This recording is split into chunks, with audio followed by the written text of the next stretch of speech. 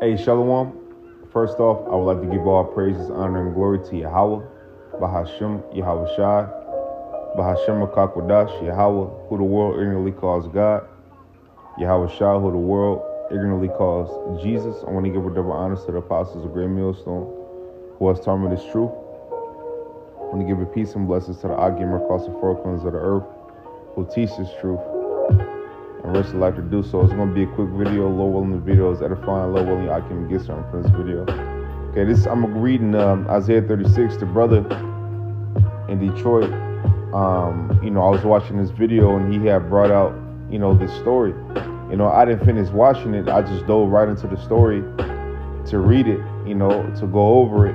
And, when you read into this, Isaiah, the 36th chapter, in the 37th, right? Well, the conclusion of what happened to to those Assyrian soldiers is in 37. But when you read in Isaiah 36, and I encourage brothers to read it, man, because it'll build you, it'll build you as far as knowledge and history, and it'll show you that Yahweh has never forsaken, his men, man. Okay, so just a quick, overview of the story. The king of Assyria had came against, Judah, at the time, and they were boasting, against, they were boasting, talking about, the things that the Lord had did, in Egypt, and don't rely on that and all that, and the brother had made a beautiful point in this video. He was like, the heathen will lead you to believe that you can't rely on the Lord, man. And that you shouldn't rely on the Lord. That's what they would, have you to believe, you know what I mean? But the thing is that, the Lord always come through for his men, man. The Lord has always came through for his men. And the scriptures tell you that he has cared for his elect, man. So in the times to come, right? In the times to come, we always have to remember, man, that, the Lord is not going to forsake his men, man. So let me grab this really quick.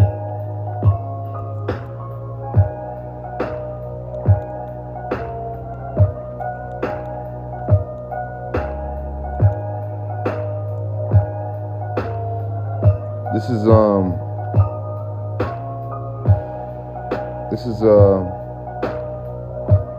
just like it right here.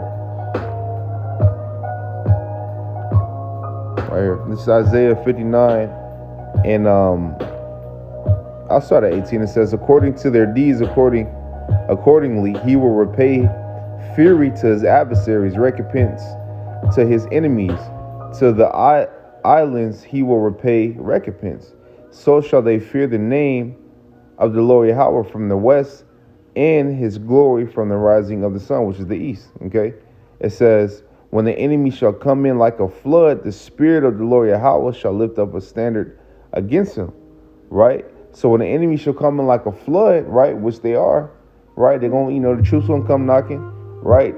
The Lord is going to lift up a standard, man, against these heathen, man, against these, against these, the rulers of this world, man. So you need not to worry, man. Okay? It says, so shall they fear the name of the Lord Yahweh from the west, and his glory from the rising of the sun. When the enemy shall come in like a flood, the spirit of the Lord Yahweh shall lift up a standard against him. And when you break down that word, standard, when you go in the blue letter, it means to, like, make you disappear, to hide you. You know what I mean? So you get out of there. You know what I mean? Really, it's just going into protection from the Lord. It says, and a redeemer shall come to Zion, and unto them that turn from the transgression in Jacob, said the Lord Yahweh. Now, let me break that down. It says, the redeemer shall come to Zion, and unto them that turn from transgression in Jacob, said. So the Lord, he's a shield, a buckler, a shield and buckler to the upright, man. Never forget that, man. He's gonna help in due time, man. Okay, let me grab this really quick. This is Wisdom of Solomon. Wisdom of Solomon 3 and 4 says, For though they be punished in the sight of men, yet is their hope full of immortality. So our hope is full of immortality. We hope to live, right? We hope to get rid of the mortal body and put on immortality, which is promised. This is 5. It says, and having been a little chastised, which you're going through the chastisement now, the purging process now, they shall be greatly rewarded. For Yahweh proved them and found them worthy for himself. And how did he prove us? By putting us through that trial, by putting us through that fire, man. Okay? It says, as gold in the furnace hath he tried them and received them as a burnt offering. It says, this is 7, it says, in the time of their visitation, now this is the reward.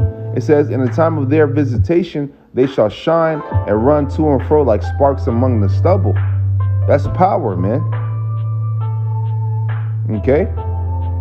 It says, in the time of their visitation, they shall shine and run to and fro like sparks among the stubble. It's 8, it says, they shall judge the nation. So we're going to shine, man. And we're going to judge the nations, man. When you look back into that story, those men were boasting against Judah at the time, against, the Israelite, at the time, they were boasting, but what had happened? What had happened? At the end, when you read in 37, the angels came down and slew the soldiers, man. Slew the soldiers after the prayer was sent up. Man, we haven't been woken up for no reason. We haven't been brought to this word for no reason, man. We don't have the name of Yahweh Yahweh Shai for no reason. That name has power, and it was given to us in due time.